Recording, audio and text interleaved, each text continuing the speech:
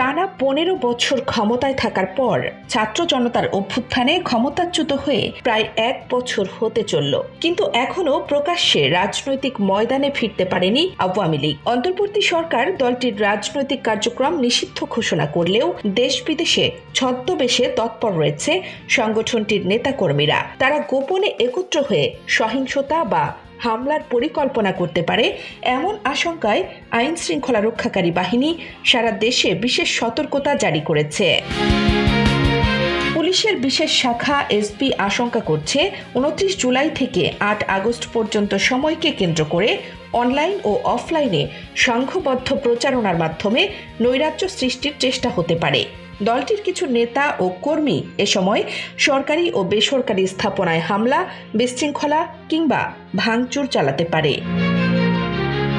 এই প্রেক্ষাপটে সোমবার দেশের বিভিন্ন পুলিশের ইউনিটে একটি বিশেষ সতর্কবার্তা পাঠিয়েছে পুলিশের বিশেষ শাখা। চিঠিটি পাঠানো হয়েছে ডিএমপি কমিশনার, সিটি এসপি, বিভাগীয় উপপুলিশ কমিশনার, চট্টগ্রাম ও খুলনার স্পেশাল পুলিশ সুপার সহ দেশের সব জেলা পুলিশ সুপারের কাছে।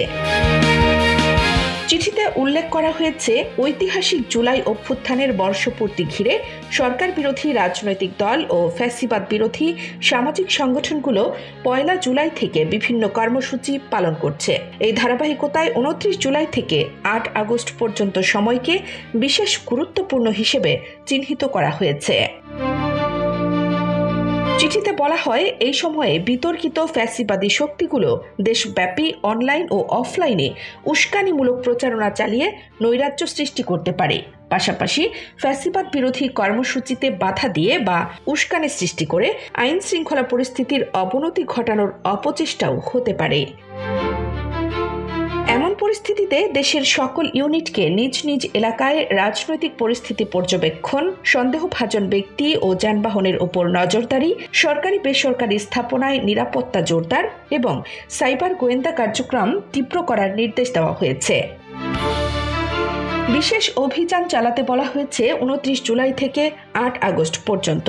এই সময়ে ব্যক্তিগত মোটরসাইকেল, মাইক্রোবাস সহ সন্দেহভাজন সব যানবাহনের তল্লাশি, বাস টার্মিনাল, লঞ্চঘাট, রেল স্টেশন, বিমানবন্দরের আশপাশে নজরদারি এবং মোবাইল পেট্রোল বাড়াতে বলা হয়েছে।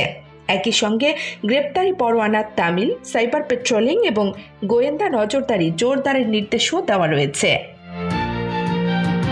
পুলিশ কর্মকর্তাদের দাবি, আওয়ামী লীগের কিছু যুব ও ছাত্র সংগঠনের নেতারা মাঠে না থাকলেও অনলাইনে ভার্চুয়াল স্কোয়াড করে তুলেছে, যারা ফেসবুক, টেলিগ্রাম ও ইউটিউব ভিত্তিক চ্যানেল চালিয়ে সামাজিক অস্থিরতা ছড়ানোর কাজ করছে। এসব বিষয়ে সম্প্রতি স্বরাষ্ট্র উপদেষ্টা লেফটেন্যান্ট জেনারেল অবসরপ্রাপ্ত মোহাম্মদ জাহাঙ্গীর আলম চৌধুরী গণমাধ্যমে বলেন, আওয়ামী লীগের দোসররা দেশকে অস্থিতিশীল করার চেষ্টা করছে।